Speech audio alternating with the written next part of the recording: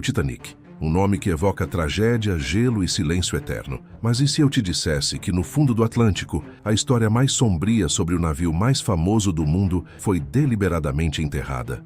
Em 2025, uma expedição de rotina encontrou algo que não deveria existir. Um pulso rítmico, um batimento mecânico vindo das profundezas do navio, um segredo que Robert Ballard, o descobridor do Titanic, fez de tudo para esconder. Prepare-se para mergulhar no mundo restrito de hoje, onde a curiosidade pode ser fatal. Antes de revelarmos o que realmente está dentro daquele navio fantasma, deixe seu like e se inscreva no canal. Ative o sino para não perder nenhuma das verdades que o mundo restrito desenterra. Agora, vamos ao que interessa. O drone que mudou tudo. No início de 2025, uma equipe de cientistas se reuniu no convés do navio de pesquisa Aletheia, cercada por névoa gelada e pelas ondas escuras do Atlântico Norte. Eles faziam parte do projeto Eco Abissal, uma colaboração entre oceanógrafos, engenheiros e pesquisadores de IA, determinados a capturar as imagens mais nítidas já feitas do Titanic. A expedição deveria ser de rotina, mas ninguém esperava o que viria a seguir. No centro de sua operação estava o Nurius X, um novo drone subaquático diferente de tudo o que havia sido usado antes. Ele foi construído em titânio resistente à pressão e equipado com IA que podia pensar por si mesma ao navegar em terrenos imprevisíveis. Seus sensores eram sensíveis o suficiente para detectar vibrações menores que um batimento cardíaco humano. O objetivo era simples. A equipe queria construir um mapa 3D completo da estrutura em decomposição do Titanic para estudar como os destroços estavam desmoronando. A primeira subida correu bem. O drone moveu-se silenciosamente pela escuridão, enviando imagens cristalinas de corredores enferrujados e vigas caídas. Então, na metade do segundo mergulho, algo mudou.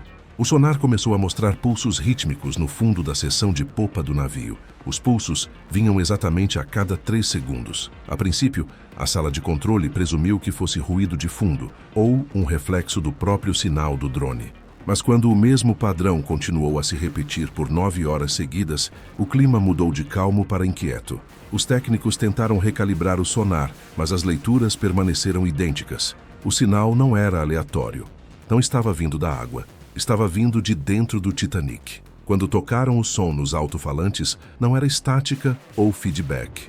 Era um baque constante e suave, como um batimento cardíaco ecoando através do metal. Um dos engenheiros tirou o fone de ouvido e sussurrou: "É como se algo vivo estivesse lá embaixo." Ninguém riu. A sala ficou em silêncio, exceto pelo fraco áudio do drone. Todos os pares de olhos fixaram-se no monitor, onde ondas verdes na tela subiam e desciam em ritmo perfeito. A IA do drone recalculou sua rota e começou a se mover em direção à fonte. Enquanto descia mais fundo, suas luzes cortaram uma nuvem de lodo, revelando passagens escuras que nenhum humano jamais tinha visto. Os cientistas sabiam que o Titanic era frágil. Mesmo pequenas vibrações podem causar o colapso das paredes. Cada metro à frente aumentou o risco de perder o drone para sempre. Ainda assim, eles não podiam desviar o olhar. Algo dentro daquele navio estava se movendo. E eles tinham que saber o que era. Quando Nurius X atingiu o quarto da popa, o ar no navio tinha mudado. A tripulação não estava mais falando. Eles estavam apenas assistindo congelado em uma mistura de medo e fascinação. O que começou como uma missão de coleta de dados se transformou em um confronto assustador com o passado. Guiado por sua IA Nurius X, avançou lentamente em direção à fonte exata do som, passando por metal torcido e detritos à deriva, até que suas luzes revelaram uma porta selada que ninguém nunca havia aberto. A câmara proibida. Ninguém falou enquanto o drone Nurius X seguia o padrão através dos destroços. O sinal o estava conduzindo para a seção de popa, perto dos aposentos dos oficiais, uma parte do navio que havia sido selada por destroços de metal desde a expedição original de 1985. Era uma área na qual nenhum mergulhador ou câmera jamais havia entrado. A equipe observava cada movimento em suas telas, tensa e alerta. Se as luzes do drone falhassem ou sua estrutura ficasse presa, eles o perderiam para sempre. À medida que o Nurius X avançava, seu sonar mapeou o que parecia ser uma estrutura grande e intacta. A imagem clareou e revelou uma porta de metal sólida. Ao contrário do resto do navio enferrujado, esta porta ainda parecia forte. Sua superfície estava revestida de óxido de manganês espesso, mas sua forma estava perfeitamente preservada. Os operadores deram zoom e verificaram as leituras de pressão. A câmara atrás dela parecia hermética. Ninguém conseguia entender como isso era possível, depois de mais de um século debaixo d'água. O líder da missão deu a ordem para abri-la. O drone estendeu seu braço mecânico e pressionou a maçaneta de latão. A maçaneta se moveu. Um alto rangido metálico encheu a sala enquanto a porta cedia lentamente. Atrás dela havia um vazio escuro que engoliu o holofote do drone. Quando a câmera se ajustou, a transmissão mostrou algo que nenhum deles esperava. Um esqueleto humano estava sentado em uma cadeira no meio da câmara. Os ossos estavam intactos. A mandíbula estava aberta. O crânio estava inclinado para a frente, como se estivesse congelado no meio de uma respiração. A cena estava tão bem preservada que, por um momento, a equipe pensou que fosse um manequim ou artefato. Então, alguém apontou os detalhes. Os restos esfarrapados de tecido ainda estavam agarrados aos ossos. Uma bota repousava sob a cadeira, e na mão direita, a figura segurava um relógio de bolso de ouro. O relógio não estava corroído. Ele refletia a luz do drone, e seu vidro estava limpo. O técnico-chefe inclinou-se para mais perto do monitor. O ponteiro de segundos do relógio estava se movendo, estava tic-taqueando. A sala explodiu em descrença. Alguns pensaram que era uma falha visual. Outros executaram verificações de diagnóstico para confirmar, mas os sensores de vibração do drone captaram uma oscilação constante do objeto. Era movimento mecânico, sem fonte de energia externa. A temperatura dentro da câmara foi medida e verificou-se que estava ligeiramente mais quente do que as áreas circundantes. Condensação aparecia e desaparecia ritmicamente na parede, em sincronia com o tic-tac. Cada pessoa na sala de controle ficou imóvel. Alguns se afastaram dos monitores. Um pesquisador sussurrou: "Isso não é possível." O capitão disse-lhes para continuarem gravando. Todos entenderam o que estavam vendo. O Titanic estava em silêncio há mais de 100 anos, mas algo dentro dele ainda estava se movendo. Quando a filmagem chegou à Terra, os pesquisadores começaram a comparar a localização da câmara com mapas de expedições antigas. O que eles encontraram ligou a descoberta a uma seção que o próprio Robert Ballard nunca havia revelado ao público. O segredo de Ballard. Robert Ballard foi o oceanógrafo que descobriu o Titanic pela primeira vez em 1985. Seu trabalho o tornou uma lenda na exploração marinha. No entanto, como os cientistas logo descobriram, os próprios registros de expedição de Ballard não eram tão completos quanto a história sugeria. Quando os dados do Nurius X foram comparados aos mapas originais de Ballard, algo estranho apareceu. Várias coordenadas de seus gráficos de 1985 estavam faltando. Seções inteiras da popa, incluindo a área exata onde o novo drone havia encontrado a sala selada, foram deixadas em branco. A princípio, alguns pensaram que era um simples problema técnico de equipamentos mais antigos. Mas então a equipe notou interrupções abruptas nas linhas de sonar, como se certas áreas tivessem sido deliberadamente cortadas. Algumas horas depois, um dos pesquisadores encontrou uma cópia digital de uma rara entrevista que Ballard havia dado anos atrás. Nela ele disse: "Algumas coisas eram muito humanas para serem mostradas." A maioria das pessoas havia descartado isso como um comentário vago sobre os restos mortais das vítimas. Mas à luz da nova descoberta, essas palavras assumiram um significado mais sombrio. A equipe trocou olhares inquietos. Um deles sussurrou: "O que ele realmente viu lá embaixo?" Historiadores que se juntaram à equipe de revisão logo descobriram mais. Os cadernos pessoais de Ballard, armazenados em um arquivo naval, incluíam uma anotação curta, mas alarmante. Mencionava uma cabine intacta com ressonância mecânica. Essa frase não apareceu em nenhum relatório oficial. O caderno estava datado apenas 2 dias antes de seu anúncio público dos destroços. Nenhum dos cientistas em sua expedição original jamais havia falado de tal achado. O líder da missão, visivelmente nervoso, solicitou que todos os membros sobreviventes da equipe de Ballard de 1985 fossem contatados. 2 ex-técnicos concordaram em falar. Ambos confirmaram que, após a descoberta do Titanic, a Marinha dos Essenhulula realizou uma série de reuniões a portas fechadas. Eles disseram que Ballard havia recebido ordens para suspender a exploração de uma determinada seção. Um técnico lembrou que Ballard discutiu com oficiais militares sobre isso. Outro se lembrou dele voltando para o navio pálido e abalado, recusando-se a descrever o que acabara de ver. A equipe de 2025 sentou-se ao redor da sala de monitoramento tarde da noite, olhando para as imagens de sonar da câmara. A ansiedade encheu o ar. Alguns se recusaram a falar. Outros sugeriram discretamente que o silêncio de Ballard não tinha nada a ver com respeito pelos mortos. Eles acreditavam que ele havia sido forçado a ficar calado sobre algo que encontrou que ainda estava ativo dentro do navio. Um membro aposentado da antiga expedição disse a um jornalista anos depois: "Ele não encontrou um túmulo. Ele encontrou algo que não deveria estar funcionando." Essa frase se espalhou pela equipe de 2025 como um arrepio. Para descobrir o que Ballard pode ter visto, a equipe começou a reanalisar as imagens de seu drone quadro a quadro, desesperada para encontrar um padrão por trás do movimento impossível que se recusava a parar. Evidência de movimento. Todos olhavam para os monitores mostrando a câmara selada e o relógio de ouro agarrado na mão esquelética. Ninguém falava. O tic-tac rítmico que vinha pelos alto-falantes era muito preciso para ser ignorado. Não era interferência, não era aleatório. Parecia que algo mecânico ainda estava funcionando dentro do Titanic.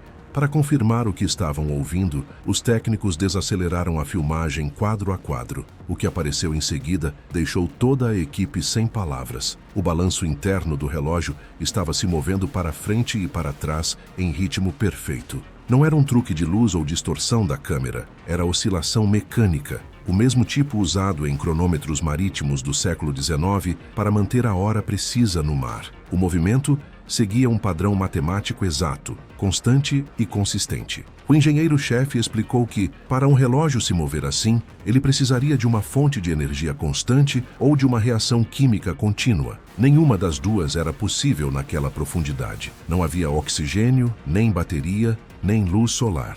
Tudo deveria ter corroído décadas atrás. No entanto, o relógio estava tic-taqueando como se tivesse sido dado corda ontem. A equipe repetiu a sessão várias vezes. Cada vez, o mesmo padrão aparecia. A reação a bordo mudou de fascínio para medo. Vários membros da tripulação sussurraram que não queriam mais olhar. Os cientistas imediatamente começaram a propor explicações. A primeira ideia era que um processo químico selado dentro da câmara estava gerando energia suficiente para mover o mecanismo. A diferença de calor entre a bolsa de ar e a água circundante poderia criar uma lenta expansão térmica que imitava o movimento do relógio. Outra teoria sugeria que o relógio poderia estar reagindo a fracas correntes magnéticas, ainda presentes no casco de ferro do navio. Mesmo depois de um século, a estrutura metálica do Titanic ainda mantinha vestígios de magnetismo do campo da Terra, o que poderia afetar peças metálicas delicadas em pequenos movimentos periódicos.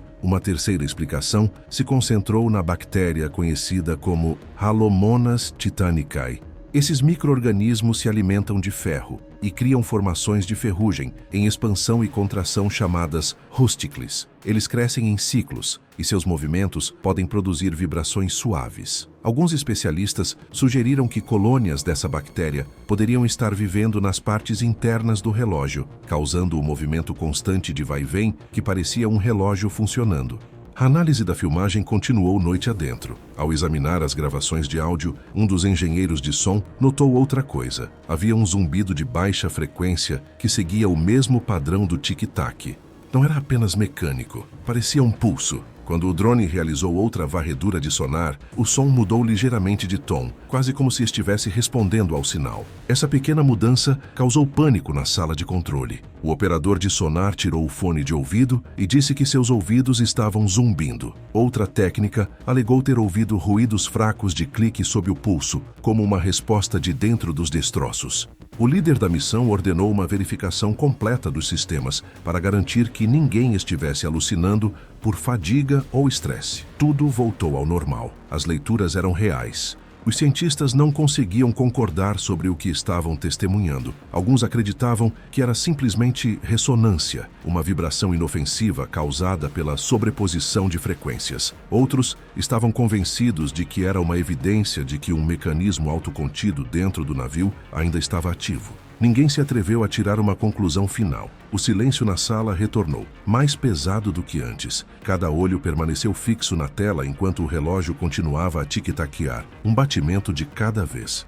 O sentimento entre a tripulação mudou de curiosidade para pavor. O que quer que estivesse se movendo dentro do Titanic estava fazendo isso há mais de um século e ninguém conseguia explicar como ou por quê. A busca desesperada por respostas levou os investigadores a reabrir os dados arquivados de Robert Ballard de 1985, na esperança de que, em algum lugar daqueles arquivos esquecidos, pudesse haver um registro do mesmo movimento impossível.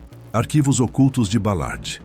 Um grupo de jornalistas investigativos entrou em contato com a expedição com informações chocantes sobre a missão de Robert Ballard, em 1985. Os cientistas se reuniram para ouvir a mensagem ser lida em voz alta. Os documentos foram recentemente desclassificados pela Marinha dos Estados Unidos. Eles revelaram que a famosa descoberta de Ballard do Titanic tinha sido uma missão secundária. O principal objetivo foi localizar e inspecionar 2 submarinos nucleares que afundaram durante a Guerra Fria. A expedição do Titanic foi usada como cobertura pública. Ninguém no Aletheia falou por vários minutos. A ideia de que a descoberta original havia feito parte de uma operação classificada os chocou. Entre os documentos estavam referências a retornos de sinal anômalos registrados perto dos destroços do Titanic durante a missão de Ballard. Esses registros foram censurados por décadas. Os arquivos recém-divulgados confirmaram que os sinais eram reais, mas não ofereciam explicação. Eles foram listados como anomalias de dados não resolvidas. Essa frase por si só deixou a equipe atual inquieta. O líder da missão de 2025 percebeu que o mesmo movimento rítmico que seu drone havia detectado poderia não ser novo. Poderia ter sido notado 40 anos antes e escondido do público. 2 ex-técnicos da equipe original de Ballard concordaram em falar com um jornalista sob anonimato. Ambos descreveram momentos durante a expedição de 1985 em que fotografias e gravações de sonar foram levadas por oficiais navais. Um deles lembrou de ter ouvido Ballard discutindo com um representante da Marinha em uma reunião fechada. Quando questionado mais tarde sobre isso, Ballard apenas disse: "É melhor não abrir todas as portas." A nova equipe estudou os documentos linha por linha. Em um memorando fortemente censurado, uma única frase sobrevivente dizia: "Fonte de vibração não geológica detectada na cavidade dos destroços." Essas palavras causaram arrepios na sala de controle. Todo cientista sabia exatamente o que isso significava. Uma fonte de vibração que não era geológica significava que não era de movimento de rocha ou do fundo do mar. Era algo mecânico, algo feito por mãos humanas e estava dentro do Titanic. Alguns pesquisadores a bordo começaram a suspeitar que a equipe de Ballard havia descoberto o mesmo movimento, mas recebeu ordens para suprimi-lo. Outros acreditavam que a Marinha poderia ter confundido a anomalia com um dispositivo ativo da Guerra Fria, talvez um farol de sinalização ou equipamento de vigilância que de alguma forma havia sido perdido no fundo do oceano. Qualquer uma das explicações sugeria que a verdade havia sido enterrada por razões de segurança nacional. À medida que a história se espalhava, teóricos da conspiração se apoderaram das novas evidências. Eles alegaram que o Titanic estava carregando uma carga secreta disfarçada de artigos de luxo. Fóruns online explodiram com especulações de que um protótipo de fonte de energia ou um sistema de navegação avançado estava a bordo e ainda estava parcialmente funcional. A equipe do Aletheia evitou comentar publicamente, mas em particular, eles estavam abalados. A possibilidade de que os destroços abrigassem uma tecnologia não revelada mudou tudo o que eles pensavam saber sobre o desastre. Tarde daquela noite, o líder da missão pediu outra revisão da filmagem do drone. Os cientistas estavam tensos e quietos, seus rostos iluminados pelo brilho frio dos monitores. A cada poucos segundos, o mesmo ritmo mecânico aparecia na tela. Ninguém conseguia explicar como ele ainda estava ativo, mas agora eles entendiam por que Ballard havia ficado em silêncio. A verdade estava lá o tempo todo, enterrada sob camadas de sigilo. Imagens modernas logo revelaram que o objeto, segurado pela figura esquelética, não era um simples relógio, afinal era muito mais complexo do que qualquer um imaginava. O objeto na mão. No momento em que a nova varredura foi carregada, toda a sala de controle ficou em silêncio. A imagem era mais nítida do que qualquer coisa que eles tinham visto antes. O relógio de ouro na mão do esqueleto não era um simples relógio. O sistema de Deep Skanks havia analisado cada pixel da filmagem, reconstruindo a imagem com uma precisão incrível. O que todos pensavam ser corrosão no apoio de braço da cadeira agora parecia intencional. Finos fios metálicos se estendiam do relógio para o apoio de braço, formando um padrão que era muito uniforme e muito simétrico para ser decomposição. O engenheiro-chefe inclinou-se para a frente, olhando para a tela. "Não são rachaduras", disse ele calmamente. "São circuitos." A equipe deu zoom. As linhas finas embutidas no metal não eram aleatórias.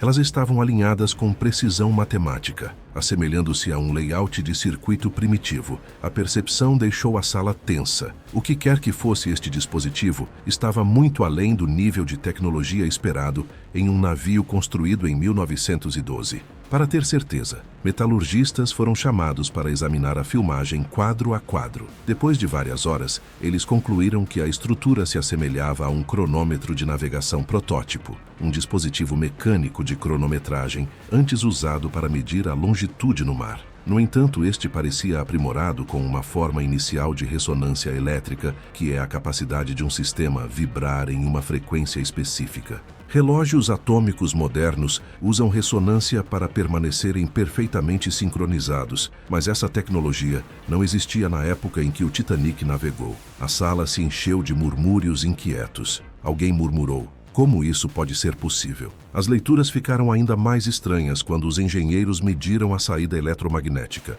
O dispositivo estava emitindo um sinal fraco, mas constante. Não era estática aleatória, era padronizado, rítmico e contínuo. Nunca desaparecia ou flutuava, mesmo quando o drone mudava de posição. A primeira suposição foi interferência do próprio drone, mas os sensores provaram o contrário. O sinal estava vindo diretamente do objeto. Os dados mostraram que ele estava ativo o tempo todo, em que o drone estava dentro da câmara. Para confirmar sua origem, historiadores forenses verificaram os manifestos de carga do Titanic. As listas mencionavam artigos de luxo, ferramentas de navegação e equipamentos elétricos, mas nada que se assemelhasse a um cronômetro experimental, com fiação ou componentes elétricos.